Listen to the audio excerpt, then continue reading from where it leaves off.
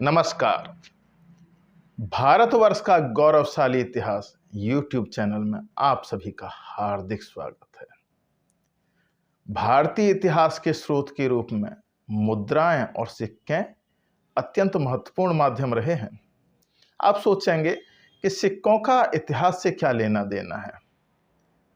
सिक्के विभिन्न धातुओं के होते हैं और किसी भी सामान को खरीदने बेचने में सिक्कों की बड़ी महत्वपूर्ण भूमिका होती है।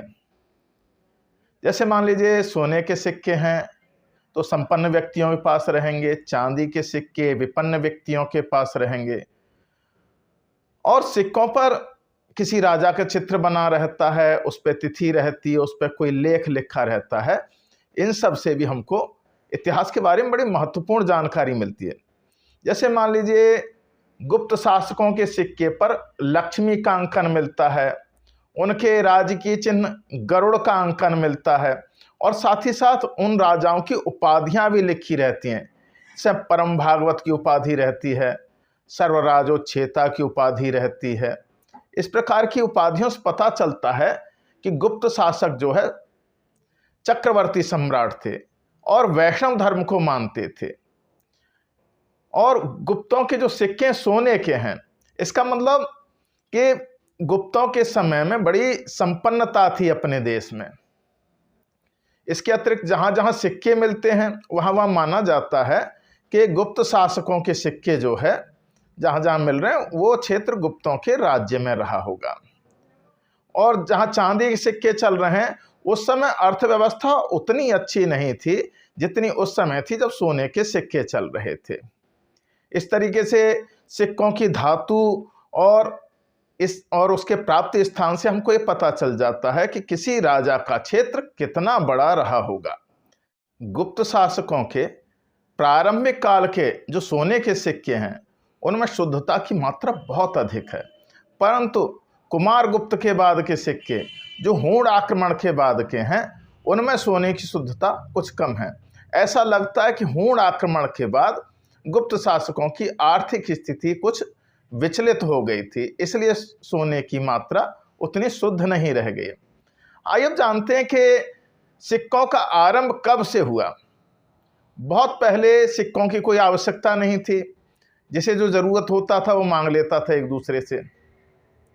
महाभारत में कहा गया, न वैराज्यम न च राजासीन न दंडो न च दांडिकः धर्मेणेव प्रजा सर्वम रक्षन्ति स्म परस्पर। कि बहुत पहले न राज्य था न राजा थे, न दंड था और न ही उस दंड को देने वाले थे, क्यों सारी प्रजा जो है धर्म का आचरण करती थी और एक दूसरे की रक्षा करती थी। तो प्रारंभ में तो ऐसा चला कि हमारे पास कोई सामान है हमने दूसरे को दे दिया, दूसरे के पास जो सामान है वो हमको दे दिया। ऐसे अदला बदली करके लोग अपनी आवश्यकताओं की पूर्ति करते थे, परंतु उपलब्धता के आधार पर चीज़ों की कीमत कम ज़्यादा हो सकती है, किसी चीज़ की कीमत ज़्यादा होती है, किसी चीज़ की कीमत कम होती है। तो एक विनिमय की इकाई की आवश्यकता महसूस हुई। ऋग्वेद में उल्लेख है कि गाय जो है विनिमय की इकाई के रूप में प्रयुक्त होता था। ऋग्वेद में वामदेव ऋषि कहते हैं कि कौन मेरे इंद्र को 10 गायों के रूप में लेगा, अर्थात 10 गायों के बदले इंद्र की प्रतिमा की कीमत थी।